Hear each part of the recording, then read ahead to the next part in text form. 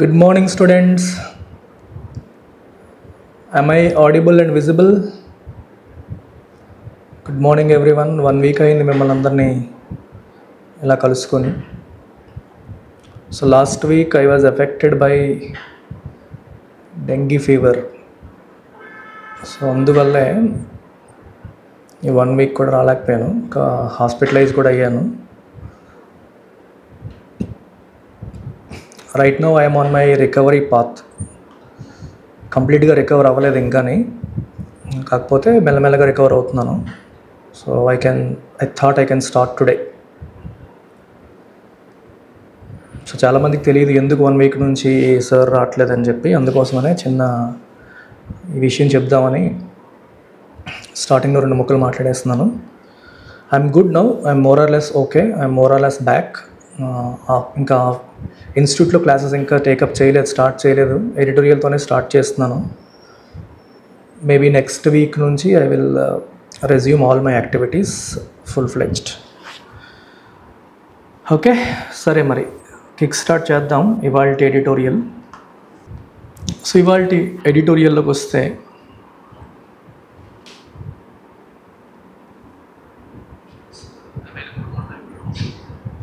ఇవాళ ఎడిటోరియల్ యొక్క టైటిల్ వచ్చేసి ఆల్ ఇన్ వన్.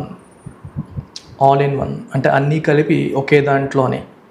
దేని గురించి మాట్లాడుతున్నారంటే, గవర్నమెంట్ ఆఫ్ ఇండియా ప్రధానమంత్రి ధన్ ధాన్య కృషి, ప్రధానమంత్రి ధన్ ధాన్య కృషి యోజన PMDDKY అనే ఒక కొత్త స్కీమ్ లాంచ్ చేయడం జరిగింది.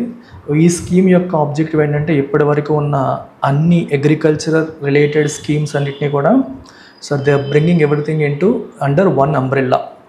అన్నిటినీ కలిపి కన్సాలిడేట్ చేసి ఒక సింగిల్ స్కీమ్గా తీసుకొస్తున్నారు. Agriculture needs more public spending, not just one umbrella scheme. So one umbrella scheme తీసుకొస్తే సరిపోదు, పబ్లిక్ స్పెండింగ్ అనేది పెరగాలంటే గవర్నమెంట్ యొక్క స్పెండింగ్, అంటే పబ్లిక్ స్పెండింగ్ అంటే ప్రజలు ఖర్చు పెట్టడం అని కాదమ్మా, గవర్నమెంట్ యొక్క స్పెండింగ్ ఇన్ అగ్రికల్చర్ సెక్టర్ బాగా తగ్గిపోతుంది, అది పెరగాలి. అది పెరిగితేనే మనకి అగ్రికల్చర్లో ఇంప్రూవ్మెంట్ వస్తుంది. స్కీమ్స్ అన్నిటినీ కన్సాలిడేట్ చేసినంత మాత్రాన రాదు అనేది ఎడిటోరియల్ చెప్తున్న విషయం. సో ద ప్రధానమంత్రి ధన్ ధాన్య కృషి యోజన, ఎ scheme approved by the union minister, is to be implemented through the convergence of 36 existing schemes across 11 departments. According to Union Agriculture Minister Shivraj Singh Chauhan, the scheme seeks to address the disparities in productivity between states and even among districts within a state. The Prime Minister Dhan Dhanya Krishi Yojana, ఇది ఒక scheme approved by the union cabinet approve చేసిన scheme, is to be implemented through the convergence of 36 existing schemes.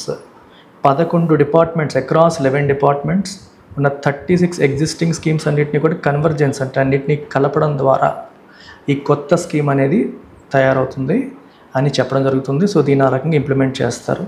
According to union agriculture minister Shivraj Singh Chouhan, the scheme seeks to address the disparities అంటే inequalities in productivity between states and even among districts within a state.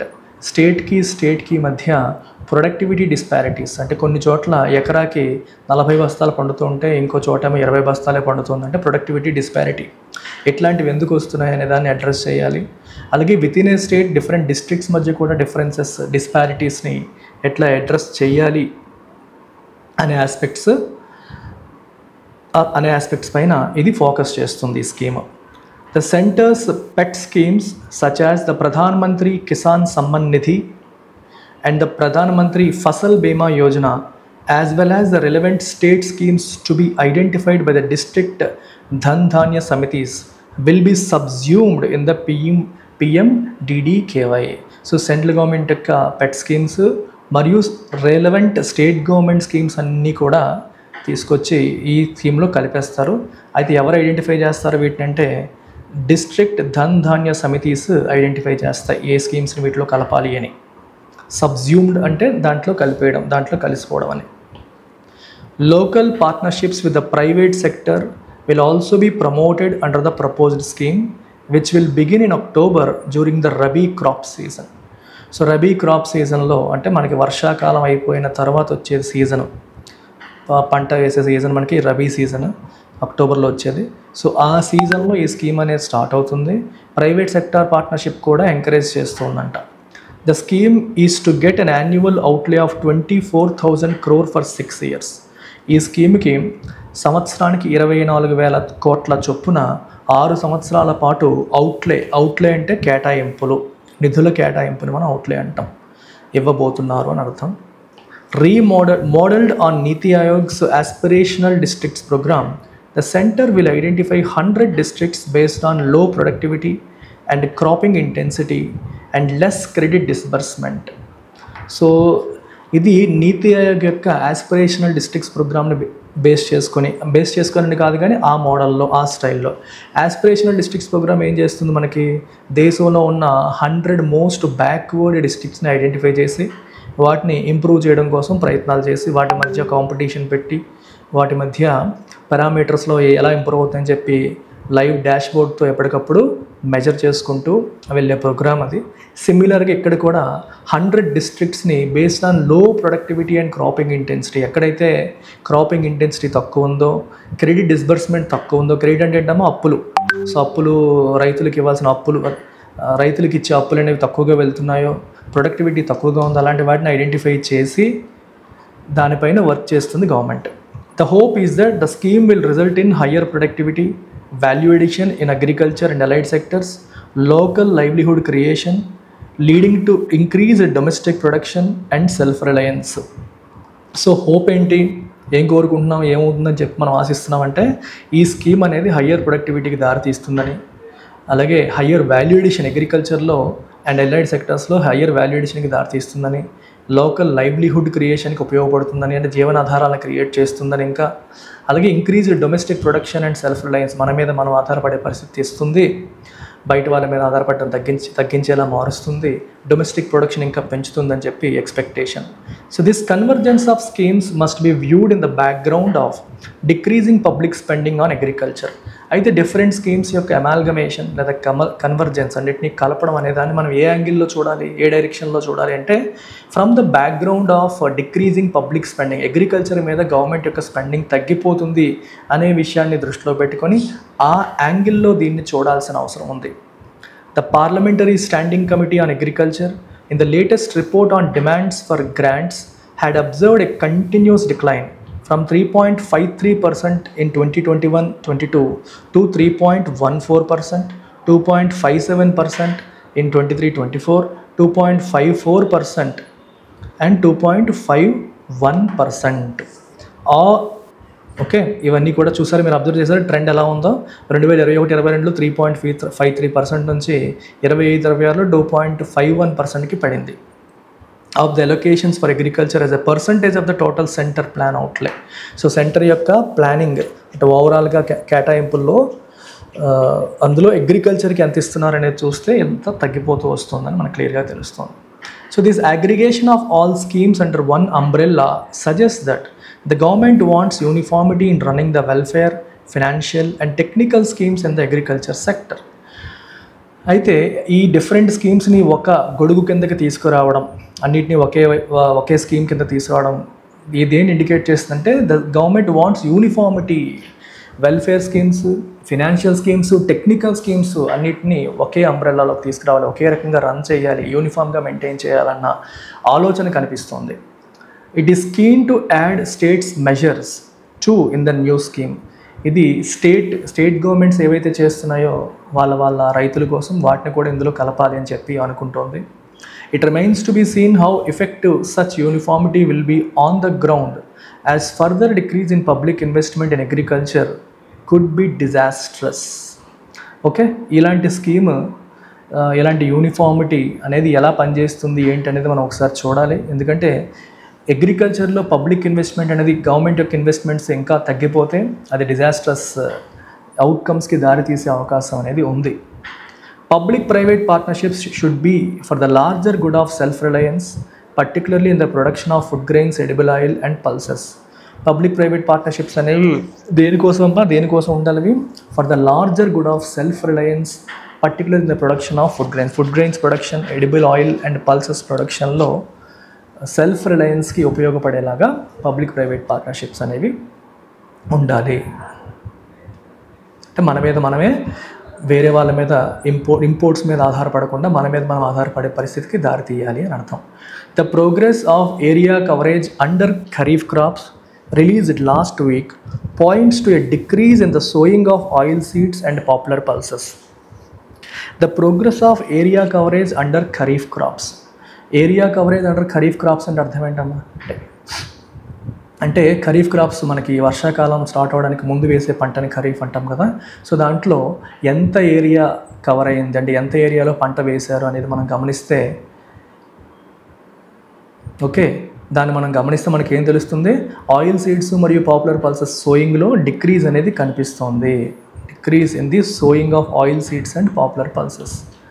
Though it promotes national uniformity, it is welcome that the new scheme will function based on district plans that will be aligned to the national goals of crop diversification, conservation of water and soil health, self-sufficiency in agriculture and allied sectors.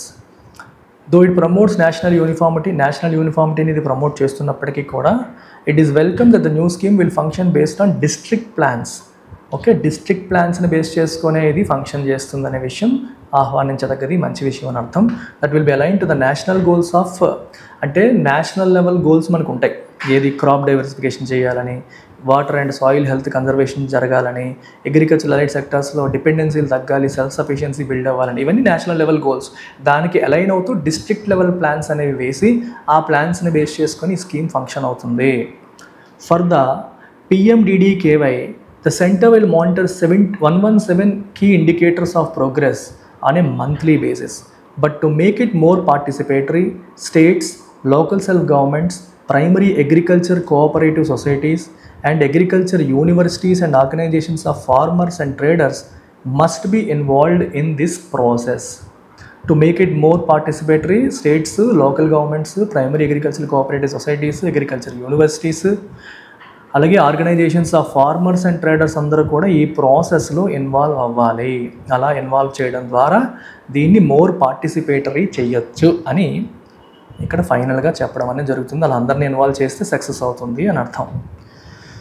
Hi Radhe, Shruti, Sivan, very good morning.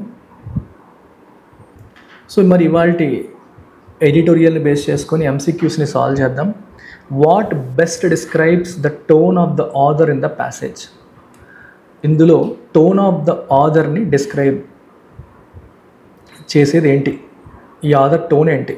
Is it sarcastic, వెటకారంగా ఉందా? లేదు. Is it cautiously optimistic, optimistic అంటే ఆశావహంగా, cautiously అంటే కొంచెం జాగ్రత్త చెప్తూ. Yes, ఇది కరెక్ట్, ఎందుకంటే పాజిటివ్గా చెప్తుంది ఒక పక్క, ఇంకో పక్క ఇన్వెస్ట్మెంట్స్ అనేవి తగ్గకూడదు అనేది చెప్తుంది. కంప్లీట్లీ డిస్మిసివ్, కొట్టిపారేసేలా ఉందా? లేదు. ఓవర్లీ ఎంతూజియాస్టిక్, అత్యుత్సాహం చూపిస్తుందా? లేదు. What is the central idea of the passage? దీని ఆన్సర్ ఏంటి చెప్పండి అమ్మా, ట్రై చేయండి. PMDDKY will eliminate all problems in the agriculture sector. ఎప్పుడైనా ఇలాంటివి చూసినప్పుడు జాగ్రత్తగా ఉండండి.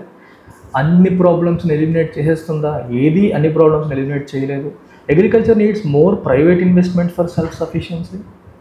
ప్రైవేట్ ఇన్వెస్ట్మెంట్ ఎక్కువ ఉంటే కానీ సెల్ఫ్ సఫిషియన్సీ రాదు అని చెప్పడం మెయిన్ ఉద్దేశమా? కాదు.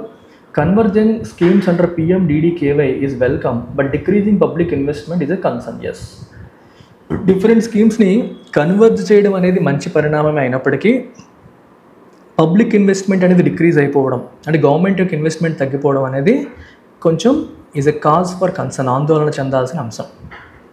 Centralise planning is the only solution. ఇలా ఓన్లీలు ఆల్ వచ్చినప్పుడు 90% కరెక్ట్ ఆన్సర్స్ కావు. What can be inferred from the passage? So ఈ ప్యాసేజ్ నుంచి ఏం చెప్పొచ్చు? The government plans to discontinue all state level agriculture schemes. State level agriculture స్కీమ్స్ని discontinue చేయాలనుకుంటుంది అనేది మనం ఇన్ఫర్ చేయొచ్చా? No. Public private partnerships alone will solve agrarian crisis. మళ్ళీ చెప్పాను, అలోన్, ఆల్ ఈ రెండు పనికిరావు, 99% తప్పు అవుతాయని. Farmers oppose all centrally sponsored schemes. అసలు దీని గురించి మాట్లాడలేదు. The centre aims to address productivity disparities through targeted district interventions. Yes, so district level planning ద్వారా ప్రొడక్టివిటీ డిస్పారిటీస్ని తగ్గించడానికి government of India, the central government ప్రయత్నం చేస్తుంది. So correct answer is D. Which of the following assumptions underlie the author's argument? So author's ఆర్గ్యుమెంట్ని support చేస్తున్న assumptions ఏంటి? Agricultural development cannot succeed without adequate public investment. అవునా కాదా? Correct. అంటే government యొక్క investment enough లేకుండా అగ్రికల్చర్ సక్సెస్ కాదు అని అర్థం. అందుకని ఆథర్ ఏమంటున్నారు పబ్లిక్ ఇన్వెస్ట్మెంట్ పెరగాలి, పబ్లిక్ ఇన్వెస్ట్మెంట్ తగ్గిపోతుంది అనే పాయింట్ స్ట్రెస్ చేస్తున్నారు. అది స్ట్రెస్ చేస్తున్నారంటే మీనింగ్ ఏంటి? అది ఇంపార్టెంట్, అది లేకుండా పని అవ్వదు అని. Uniformity in policy implementation may not suit local needs. ఇది సెకండ్, ఇది third point. Okay. Uniformity in scheme ఇంప్లిమెంటేషన్లో యూనిఫార్మిటీ అనేది మెయింటైన్ చేస్తే లోకల్ నీడ్స్ని ఫుల్ఫిల్ అవ్వదు, అంతే కదా. అంటే మొత్తం నేషన్ వైడ్ ఒకటే స్కీము ఒకటే పద్ధతిలో వెళ్ళిందనుకోండి, ఇది కష్టం. ఎందుకంటే ప్రతి డిస్ట్రిక్ట్కి ప్రతి స్టేట్కి యూనిక్ నీడ్స్ ఉంటాయి. ఆ యూనిక్ నీడ్స్ని మనం దృష్టిలో పెట్టుకొని వేరియేషన్స్ ఉండాలి. అందుకే డిస్ట్రిక్ట్ లెవెల్ ప్లానింగ్ అనేది అవసరం. సో స్కీమ్లో కూడా డిస్ట్రిక్ట్ లెవెల్ ప్లాన్స్కి ఇంపార్టెన్స్ ఇస్తున్నారు. సో మొత్తం ఇంప్లిమెంటేషన్లో యూనిఫార్మిటీ అనేది అంత మంచిది కాదనేది కరెక్ట్ పాయింటే. Private partnerships are always against farmers and interests. Private partnerships అనేవి ఎప్పుడు కూడా ఫార్మర్స్ యొక్క ప్రయోజనాలకు ఆపోజిట్గా ఉంటాయా? ప్రతిసారి అని చెప్పలేం కదా. కొన్నిసార్లు ఈ ప్రైవేట్ పార్ట్నర్షిప్స్ వల్ల చెడు జరగవచ్చు, కానీ you can't say every time. So answer 1 and 2 only.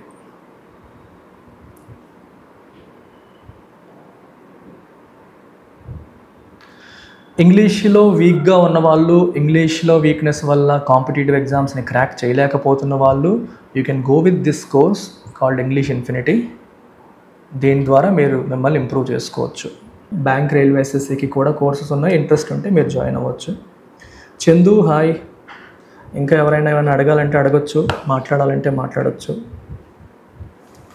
పోట్లాడాలంటే పోట్లాడవచ్చు, కానీ ప్రజెంట్ బలం లేదు.